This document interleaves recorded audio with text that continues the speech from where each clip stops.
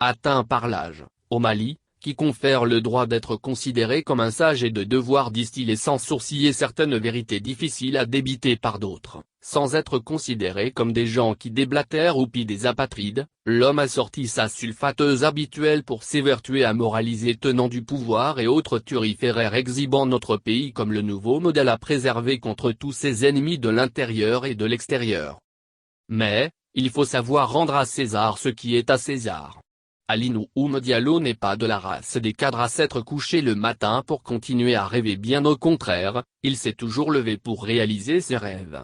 Réputé être médecin des pauvres dans les années 80, il a été aux côtés des malades démunis depuis son retour au pays et a très tôt milité et professé, en même temps qu'il a soigné de nombreux malades en leur donnant espoir et bonheur. Cependant, dans chaque être, il y a comme chez Janus le dieu antique romain aux deux visages, d'autres êtres qui sommeillent. Chez Ali, et il l'a reconnu devant témoins en 1991, sommeille un animal politique qui doit rendre compte à sa base du refus d'un cadre à ses yeux teigneux de la RTM de le laisser diffuser un papier hors norme, sous prétexte qu'il était l'émanation d'un grand parti, la Démapage, pourtant en gestation à une époque où les partis n'avaient pas encore compéti pour gagner les premières et historiques élections multipartistes de 1992. Pendant cette période de la toute-puissance de la Démapage, j'aurais aimé entendre la voix de Stentor ou la plume trempée au vitriol du professeur de médecine et non moins préside de l'Assemblée nationale pour exiger l'arrêt des ostracismes par certains de ses camarades de parti, et pas des moindres, mais aussi, le refus de l'arbitraire qui a été érigé en règle de conduite par de nombreux autres turiféraires dont le nombre n'avait jamais autant été aussi exponentiel depuis l'indépendance. Malgré les luttes héroïques de mars 1991 pour rendre au peuple la parole et le droit à des choix qui lui correspondent.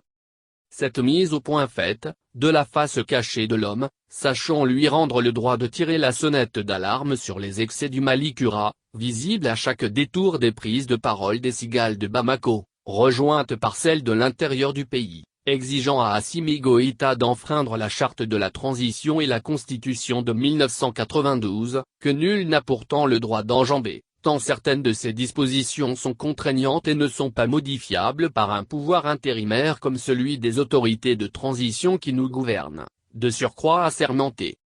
Ali Nouhoum Diallo, dont le courage politique ne se dément pas, a distillé des conseils aux jeunes qui nous gouvernent et fait quelques rappels douloureux et émouvants sur les jours glorieux, mais aussi, la déchéance de certains de leurs prédécesseurs, dont le cas de Modibo Keïta interpellé est illustratif de la versatilité des foules. Sur ce terrain, notre pays pourrait, à lui tout seul, constituer un cas d'école. Le rappel du retour triomphal du président Modibo Keïta de Dakar après l'éclatement de la Fédération du Mali, les jours glorieux de la proclamation de l'indépendance du Mali et du renvoi des troupes coloniales du sol malien sont certes restés en mémoire aux côtés de nombreux autres hauts faits du premier président du Mali. Mais, sa chute sans gloire au retour d'une mission par des jeunes soldats présentés comme des sauveurs et des restaurateurs de la liberté, sous la huée des masses populaires, avant d'être proclamés à leur tour kleptocrates et dictateurs, sont autant de leçons à exhumer et à méditer par la jeune génération.